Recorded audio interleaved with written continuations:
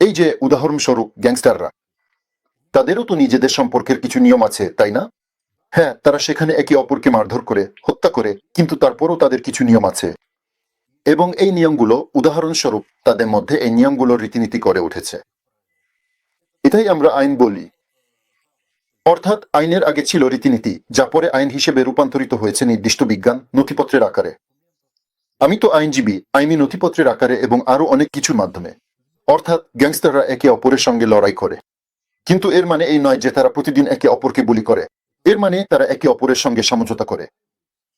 তারা একে অপরকে গুলি করেছে, তারপর বসে ক্ষয়ক্ষতি হিসাব করেছে, কে কি করতে পারে, কোন গ্যাং কি করতে পারে, সব বিবেচনা করেছে এবং সিদ্ধান্ত নিয়েছে। রাস্তার এই পাশটা তুমি ডাকাতি করবে, চাঁদা তুলবে, আর এই পাশটা আমি ডাকাতি করব, চাঁদা দোকানপাট থেকে তুলব। ব্যাস, এতটুকুই। যুদ্ধ শেষ। তারপর আবার বিরোধ জমা হতে থাকে। তাদের মধ্যে কেউ একজন ভাবল সে এখন অনেক শক্তিশালী, তার কাছে আর 500 জন নয়, এখন 1000 জন গ্যাংস্টার আছে। আবার অথবা অন্য কোনো শব্দ, হ্যাঁ, অথবা অন্য কোনো শব্দ।